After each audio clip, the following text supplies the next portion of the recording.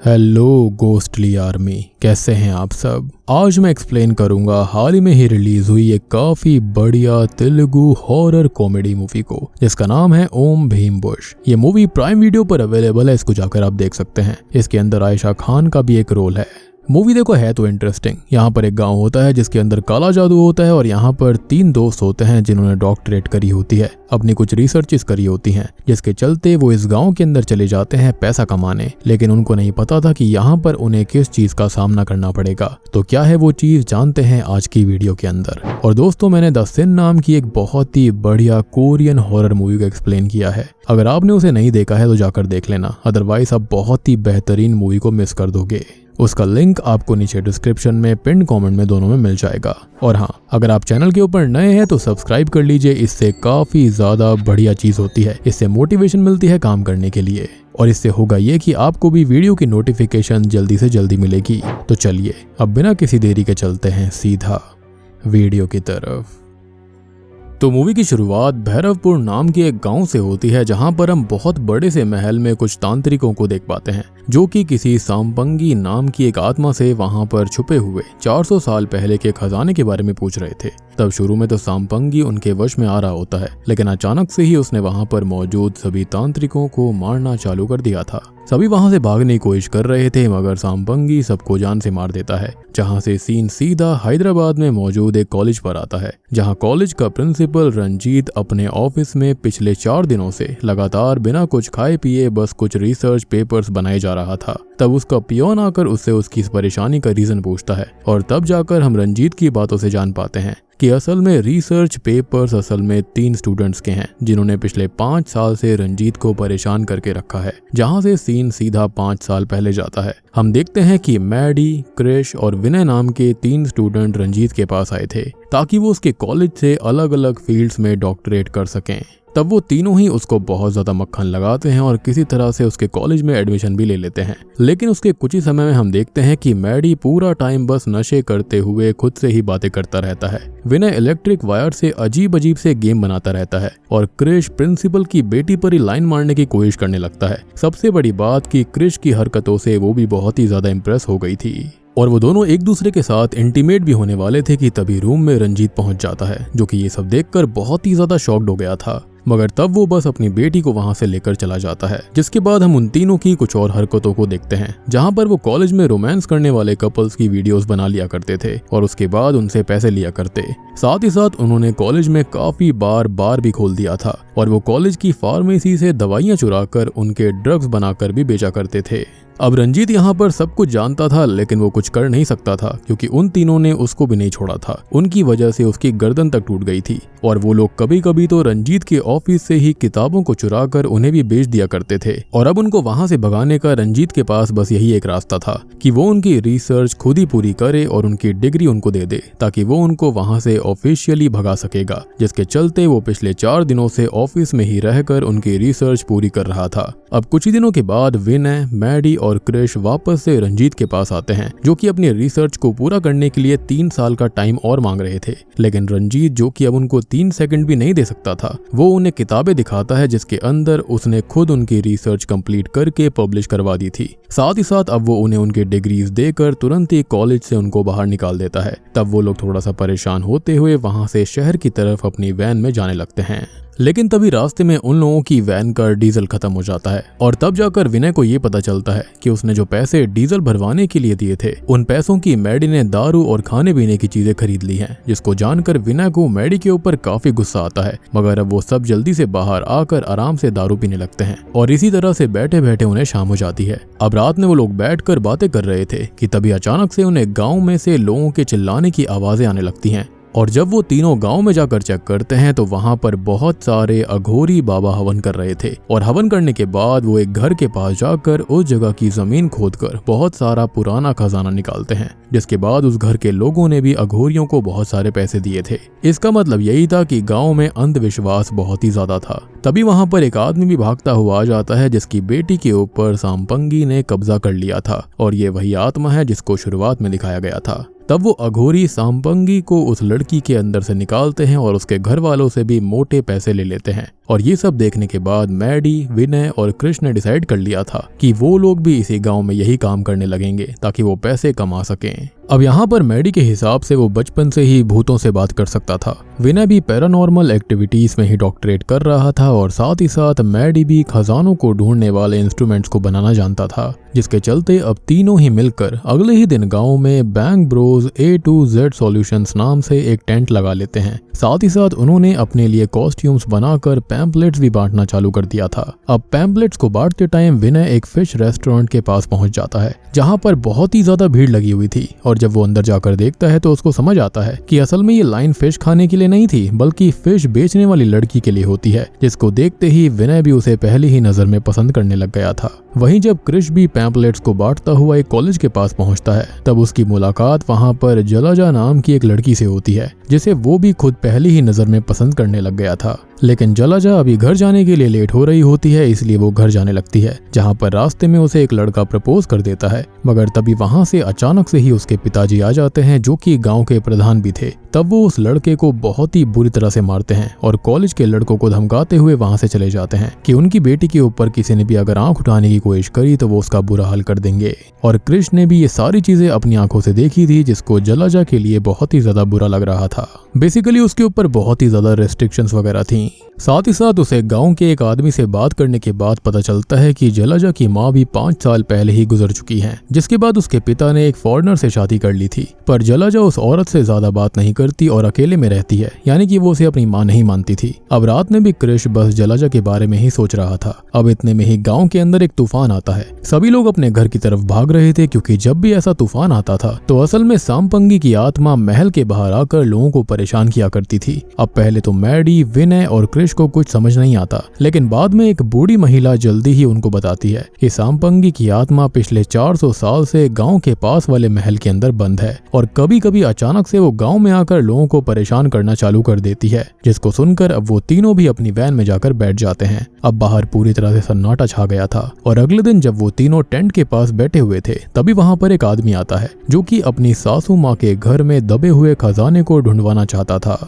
अब ये तीनों ही रात में उस आदमी के घर पर जाते हैं, जहां पर उन्होंने अपने इक्विपमेंट्स की मदद से बहुत ही जल्दी उस खजाने को ढूंढ लिया था, जिसको देखकर वो आदमी बहुत खुश होता है। लेकिन जब वो व्यक्ति इन तीनों को पैसे देने की कोशिश करता है तो वो उससे पैसे नहीं लेते। वो यहाँ पर स्मार्टली गेम प्ले करते हैं। वो बस उसके साथ एक फोटो खींच लेते हैं और उससे आज के हादसे के बारे में गाँव में बताने के लिए कह देते हैं, जिससे कि उनका मुफ्त में ही अच्छा खासा प्रचार हो जाता। और ये चीज बहुत ही जल्दी वर्क करती है, क्योंकि अगले दिन जब वो लोग उठते हैं तो ये बात गाँव के अंदर आग की तरह फैल गई थी और उनके टेंट के बाहर बहुत ज्यादा भीड़ लगी होती है। लोग अपनी हर तरह की समस्या लेकर उनके टेंट के बाहर आए हुए थे। अब वो तीनों भी सबके काम करने में लग जाते हैं, जहां पर उन्होंने अपने पास मौजूद सारे के सारे इक्विपमेंट से भूत तक को भगा दिया था, जिससे लोगों का विश्वास उन तीनों पर और ज्यादा बढ़ जाता है। लेकिन गाँव में मौजूद जो अघोरी होते हैं ये सब देखकर बहुत ही ज्यादा गुस्से में लग रहे थे। वेल अब इस तरह से कुछ दिन बीत जाते हैं और एक दिन बैंक ब्रोस को प्रधान अपने घर पर बुलाता है, क्योंकि उसकी रशियन बीवी जेसी के अंदर एक भूत आ गया था।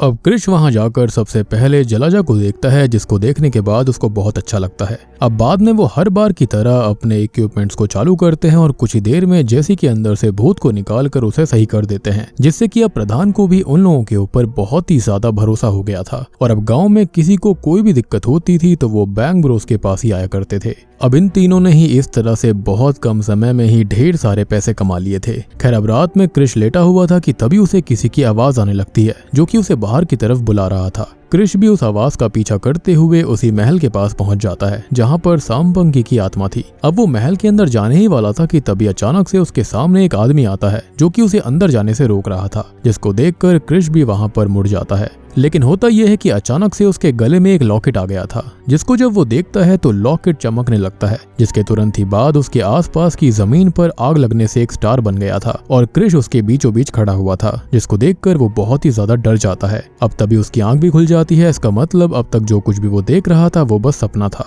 मगर जब वो अपने गले को चेक करता है तो शॉकिंगली उसके गले में लॉकेट सच में था। मतलब कि शायद हो सकता था कि शायद से सांपंगी की आत्मा ने सच में ही कृष की तलाश की होगी और उसके गले में लॉकेट डाल दिया होगा, जिसके बाद में वो वापस यहीं पर आ गया। अदरवाइज सपने में लॉकेट का देखना और वाकई में भी फिजिकली भी गले में लॉकेट का होना आपस में मैच नहीं करता। मगर अभी क्रिश इस बात पर इतना ध्यान नहीं देता और वहां से बाहर चला जाता है, जहां पर उसके पास जलाजा उससे मिलने के लिए आई थी। तब जलाजा की बातों से हम जान पाते हैं कि उसकी माँ की एक अंगूठी खो गई है, जो कि उसकी माँ की आखिरी निशानी थी, और अब वो चाहती थी कि क्रिश उसको ढूंढ कर लेकर आए। और ऑब्वियस सी बात है, वो भी इस मौके को नहीं गंवाना चाहता था, इसलिए वो उसकी अंगूठी ढूंढने के लिए राजी हो जाता है। साथ ही साथ अब वो जलाजा से उसके बर्थडे के बारे में पूछ लेता है, जो कि शॉकिंगली अगले ही दिन था, यानी कि 3 मार्च को था। तभी हम उन अघोरियों को देखते हैं जिनके पास अब बैंक ब्रोस की टीम की आने की वजह से कोई भी काम नहीं था, इसलिए उन्हें बैंक ब्रोस के ऊपर बहुत ही ज्यादा गुस्सा आने लगता है। और मुझे बार बार ये बैंक ब्रोस बोलना काफी वियर्ड सा लग रहा है।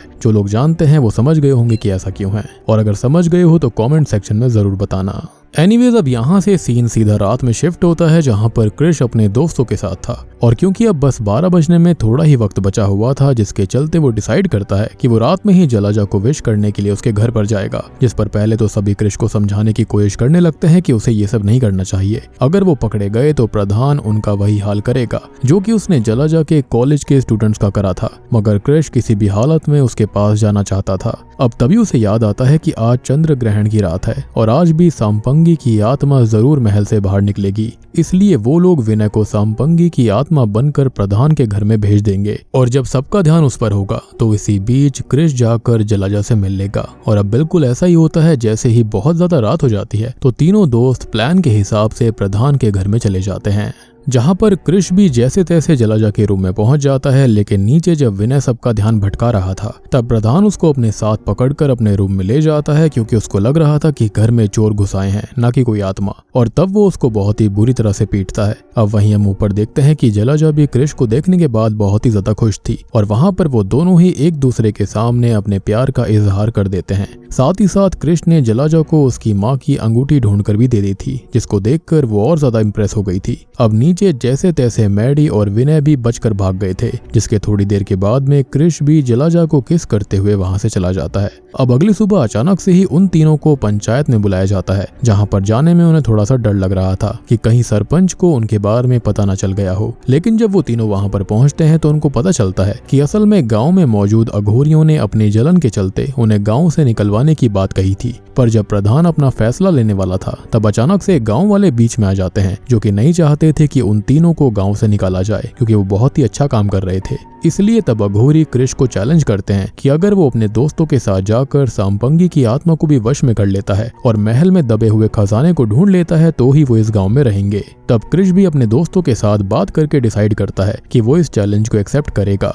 पर बदले में उसकी 3 शर्तें थी। पहली शर्त यही कि अगर वो चैलेंज कंप्लीट कर दिया जाए तो उसकी शादी जलाजा से करवा दी जाएगी। दूसरी शर्त ये थी कि वो खजाने का 50% अपने पास रखेगा और बाकी सारा गांव वालों को बांट देगा। और तीसरी शर्त ये होती है कि जब वो लोग महल से सक्सेसफुल होकर गांव में वापस आएंगे तो उसके बाद अघोरियों को अपना सर मुंडवा कर गांव से बाहर जाना पड़ेगा, जिस पर अघोरी मान जाते हैं। जिसके बाद मैडी, विनय और क्रिश को उस महल में छोड़ दिया जाता है, जहां पर जाने के बाद उन तीनों ने ही महल में गड़े हुए खजाने को ढूंढना चालू कर दिया था। तब अंदर उन्हें बहुत सारी और भी बेशकीमती चीजें दिखाई देती हैं, जिन्हें वो मजे लेते हुए अपने कैमरा में रिकॉर्ड कर रहे थे। उन्हें अपने इक्विपमेंट्स के अंदर बहुत बार अलग अलग जगहों से खजानों के सिग्नल आ रहे थे, पर जब वो खोदना चालू करते तो उन्हें वहां पर बस मरे हुए लोगों के कंकाल मिलते थे। पर बाद में क्रिश को एक फोटो के अंदर एक चाबी भी मिलती है, लेकिन उसे पता नहीं होता कि उस चाबी को कहां पर इस्तेमाल करना है, और इसलिए वो बस उसे अभी अपने पास रख लेता है।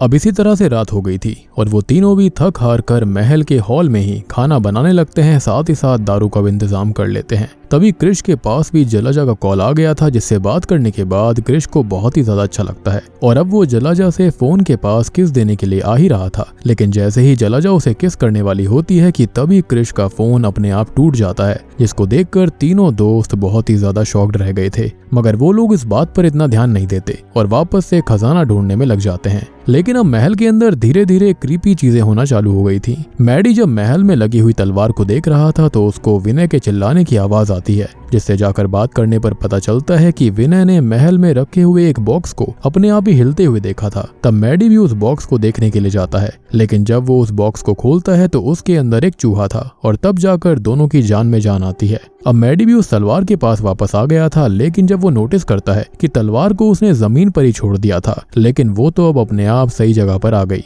लेकिन नशे में होने की वजह से वो इस बात को मजाक में लेता है और सोने के लिए चला जाता है। वहीं अब जब कृष महल के अंदर छानबीन कर रहा होता है तब उसे मूर्ति के अंदर एक चाबी मिलती है, जिसे कि उसने अपने पास रख लिया, यानी कि उसके पास फिलहाल 2 चाबियां थी। मगर अब क्योंकि रात ज्यादा हो गई थी इसलिए वो भी जाकर अपने दोस्तों के साथ ही सो जाता है। अब रात में जब वो तीनों सो रहे होते हैं तो विनय वॉशरूम जाने के लिए उठता है, जहाँ पर उसके सामने सांपंगी की आत्मा आ गई थी, जिसको देखकर वो तुरंत ही भागता हुआ अपने बाकी साथियों के पास आता है। पर अब उसे बेड के नीचे से भी बहुत ही क्रीपी आवाजें आ रही थी, जिनको सुनकर वो डरते हुए अपने फोन का कैमरा चालू करता है और बेड के नीचे डालता है, जहां पर वापस से उसे क्लिप में सांपंगी की आत्मा दिखाई देती है, जिसको देखकर वो डरते हुए वहीं बेहोश हो गया था। साथ ही साथ अब उसने बेड पर ही टॉयलेट कर दिया था। अगली सुबह जब मैडी और कृष अपनी दोस्त की ऐसी हालत देखते हैं तो वो उसको समझाने लगते हैं कि महल में भूत वगैरह कुछ नहीं है, उन्हें जल्दी से जल्दी बस अपना काम खत्म करना है और वहां से निकल जाना है। जिस पर विनय उन्हें बहुत ही ज्यादा समझाने की कोशिश कर रहा था कि उस जगह पर सच में भूत है, लेकिन ये दोनों यानी कि मैडी और कृष कोई भी उसकी बात पर भरोसा नहीं करता, जिसके बाद वो लोग अपने काम पर लग जाते हैं। मगर अभी भी लगातार विनय के साथ क्रीपी हरकतें हो रही थी। तभी उन लोगों को एक सीक्रेट रूम मिलता है, जहां जाने पर उनके सामने एक दरवाजा आ गया था, जिसके अंदर 3 चाबी लगाने की जगह थी। और तब कृष अपना थोड़ा सा दिमाग लगाता है और उसके पास 2 चाबियां जो थी वो गेट में लगा देता है, जिसके बाद वो तीसरी चाबी ढूंढने में लग जाता है। लेकिन विनय किसी भी हालत में उन्हें यकीन दिलवाना चाहता था कि वहां पर सच में सांपंगी की आत्मा मौजूद है, और इसलिए वो तुरंत ही पूरे महल में अलग अलग जगह पर कैमरा लगा देता है, ताकि वो सांपंगी की आत्मा को रिकॉर्ड करके अपने दोस्तों को दिखा सकेगा। और जब रात में वो सभी क्लिप्स को चेक करता है तब उसको पता चलता है कि हर समय सांपंगी की आत्मा उसके ही साथ थी, जिसको देखकर वो बहुत ही ज्यादा डर जाता है। और तभी वहां पर सांपंगी उसके सामने आती है और उसको हॉन्ट करते हुए बहुत मारती है। और अब वो मैडी के पास भी पहुंच गई थी, जिसको भी हॉन्ट करने के बाद वो उसे भी खूब पीटती है। लेकिन जैसे ही वहां पर कृष आता है वैसे ही सांपंगी उसको देखकर बहुत ही प्यार से उसके पास जाती है और उसको इम्प्रेस करने के लिए डांस भी करती है, जिसको देखकर कृष के साथ मैडी और विनय दोनों ही शॉक्ड हो गए थे। लेकिन सांपंगी की हरकतें देखने के बाद वो दोनों समझ जाते हैं कि सांपंगी असल में कृष को पसंद करने लग गई है, और इसलिए वो कृष को सांपंगी के साथ डेट पर जाने के लिए बोलते हैं, ताकि वो लोग खजाने के बारे में उससे जान सकेंगे, जिस पर कृष भी मान जाता है। ऑब्वियस सी बात थी, उसको 3 शर्तें पूरी करनी थी। खैर अब जब कृष जाकर सांपंगी से मिलता है तो उसकी बातों से हम जान पाते हैं कि असल में वो एक गे है। जी हाँ, यानी कि वो लड़की नहीं थी, और वो पिछले 400 सालों से उसी महल के अंदर बस कृष का ही इंतजार कर रहा था, क्योंकि पिछले जन्म में कृष उससे बहुत ज्यादा प्यार करता था, मगर उन दोनों का प्यार पूरा नहीं हो पाया था, उनका रिश्ता अधूरा रह गया था। अब ये सब जानने के बाद कृष विनय और मैडी को इसके बारे में बताता है, जिसके बाद उन्होंने वापस से खजाने को ढूंढना चालू कर दिया था, और अब सांपंगी भी उन्हें परेशान नहीं कर रहा था। तभी उन्हें सांपंगी के रूम में तीसरी चाबी भी मिल जाती है, जिसे लेकर तुरंत ही उस खुफिया कमरे में वो चले जाते हैं। लेकिन वहां पर भी उन्हें खजाना नहीं मिलता, उन्हें वहां पर बस सांपंगी की एक डायरी मिलती है, जिसके अंदर उसने अपने पास्ट के बारे में लिखा हुआ था कि असल में सांपंगी केरल राज्य के एक सबसे बड़े राजा का बेटा था, जो कि उसे भी अपनी तरह ही महान बनाना चाहते थे। लेकिन बचपन से ही सांपंगी को लड़कियों की तरह नाचने का और मेकअप करने का शौक था। ऑब्वियस ही बात है, उस वक्त पर ये सारी चीजें बिल्कुल नॉर्मल नहीं थी, इनफैक्ट आज की डेट में भी उतनी नहीं है। लेकिन ऑब्वियस ही बात है, उस समय से तो अब तक काफी चीजें बदल चुकी हैं। और इस बारे में जब राजा को पता चला तो उसने सांपंगी के ऊपर गुस्सा करते हुए उसे जबरदस्ती मदन नाम के एक योद्धा के साथ तलवारबाजी की प्रैक्टिस करने को बोला। मगर मदन, जो कि सांपंगी के बारे में सच्चाई जानता था, उसे भी उससे प्यार हो जाता है। साथ ही साथ मदन सांपंगी को पूरी तरह से उसके हिसाब से ही जीने की आजादी भी दिलवाना चाहता था। मगर राजा को जब इसके बारे में पता चलता है तो वो उन दोनों को अपने राज्य से ही बाहर निकाल देते हैं, और वो दोनों इसी भैरवपुरम में आकर बस जाते हैं, जहाँ पर उन्होंने अपने लिए ये महल बनवाया था और उनके पास किसी चीज की कमी नहीं थी। पर अचानक से एक वक्त पर मदन को एक युद्ध में जाना पड़ गया था, लेकिन उसके बाद के ही सारे पेजेस गायब थे, जिसको देखकर मैडी, कृष और विनय को आगे की कहानी जानने का मन करता है। इसलिए अब कृष एक बार वापस से मदन की तरह ड्रेसअप करके सांपंगी से मिलता है और बातें करते हुए आगे की कहानी के बारे में जानता है। तब जाकर उसको पता चलता है कि जब सांपंगी के पास से मदन गया था तो उसने वादा करा था कि जब वो आएगा तो वो सांपंगी से शादी करेगा। पर जैसे ही वो अपने महल से निकलता है तभी उसके ऊपर सांपंगी के पिता के आदमी हमला कर देते हैं, जिनसे लड़ते हुए मदन मारा जाता है। और तब से ही सांपंगी उसका महल के अंदर इंतजार कर रहा था। और ये सब जानने के बाद कृष को उसके लिए बहुत ज्यादा बुरा लगता है, और क्योंकि उसे अब किसी भी हालत में सांपंगी को खुश करना था और उसको मुक्ति भी दिलवानी थी, इसलिए वो डिसाइड करता है कि वो सांपंगी से शादी करेगा और उसकी आखिरी इच्छा को पूरी करेगा। तब वो इस बात को पूरे गांव में फैलवा देता है, और क्योंकि सभी लोग सांपंगी के प्यार को देखकर उसके लिए बुरा महसूस कर रहे थे, इसलिए सभी बहुत ही ज्यादा धूमधाम के साथ उसकी और कृष की शादी की तैयारी करने लगते हैं, जिससे सांपंगी की आत्मा बहुत ही ज्यादा खुश थी, क्योंकि पिछले 400 सालों से वो बस इसी पल का इंतजार कर रही थी जिसको वो आज जीने वाली थी। और अब शादी के दौरान सब कुछ सही चल रहा होता है, पर जब कृष और सांपंगी को एक दूसरे के गले में माला डालनी थी तभी वहाँ पर गाँव के ये सारे अघोरी आ जाते हैं, जो कि किसी भी हालत में एक लड़के की दूसरी लड़के से शादी नहीं होने देना चाहते थे। जिस पर सांपंगी की आत्मा को बहुत गुस्सा आ जाता है और वो उन लोगों को बहुत ही बुरी तरह से मारता है। और अब सांपंगी की आत्मा का गुस्सा देखकर बाकी सब बहुत ज्यादा डर गए थे, लेकिन तभी कृष उसका गुस्सा शांत कराने के लिए उसके गले में मंगलसूत्र डाल देता है, जिससे कि सांपंगी वापस से इमोशनल हो जाती है। और तब वो एक आखिरी बार खुशी से कृष को देखती है और उसकी आत्मा को वहीं पर मुक्ति मिल गई थी। जिसके तुरंत ही बाद अब महल में सबके सामने सांपंगी का खजाना भी आ जाता है, जिसको देखकर सब बहुत ज्यादा खुश होते हैं। यानी कि शुरुआत में जब ये लोग महल के अंदर खजाना ढूंढ रहे थे, इनको खजाना हर जगह डिटेक्ट हो रहा था, लेकिन सांपंगी की आत्मा उस खजाने को इधर उधर करके वहां पर कंकाल रख दिया करती थी, ताकि यहाँ पर कृष वहां से बाहर ना जाए। जिसके बाद हमें कुछ दिनों के बाद का सीन दिखाया जाता है, जहां पर अब अपनी शर्त के मुताबिक कृष ने खजाने का 50% ले लिया था। उसकी जलाजा से शादी भी हो रही थी। और फिर मूवी की आखिरी सीन में हम उन अघोरियों को भी गंजा होते हुए देखते हैं, और तब जाकर विनय, कृष और मैडी को ये पता चलता है कि असल में वो अघोरी थे ही नहीं, वो भी उसी कॉलेज के स्टूडेंट्स थे जिसमें विनय, मैडी और कृष पढ़ा करते थे। पर उन्होंने भी पैसे कमाने के चक्कर में लोगों के सामान को ढूंढने का नाटक चालू कर दिया था, जिसको देखकर वो तीनों ही अपने सीनियर्स के गले लग जाते हैं। और बूम, इसी के साथ में ये मूवी यहीं पर खत्म हो जाती है। तो दोस्तों, ये थी एक तेलुगु हॉरर कॉमेडी फिल्म ओम भीम बुश फिल्म की कहानी। उम्मीद करता हूँ कि आपको ये पसंद आई होगी। मूवी देखने में काफी इंटरेस्टिंग है, आप इसको देखोगे तो आपको देखने में मजा आएगा। जगह जगह पर काफी हंसी भी आती है और यहाँ पर साथ साथ कुछ जगहों पर डर भी लगता है। बाकी यहाँ पर अगर आप इस मूवी को देखना चाहते हो तो आप प्राइम वीडियो पर जाकर देख सकते हो। साथ ही साथ मैंने द सिन नाम की मूवी को एक्सप्लेन किया है, तो उसे बिल्कुल मिस मत करना, अदरवाइज आप बहुत ही बेहतरीन कंटेंट को मिस कर दोगे। उसका लिंक आपको नीचे डिस्क्रिप्शन में पिन कमेंट में मिल जाएगा। तो वीडियो पसंद आई हो तो लाइक कर देना, चैनल के ऊपर नए हैं तो सब्सक्राइब कर लीजिए। तो मैं आप सबको मिलता हूँ अगली वीडियो के साथ में, तब तक के लिए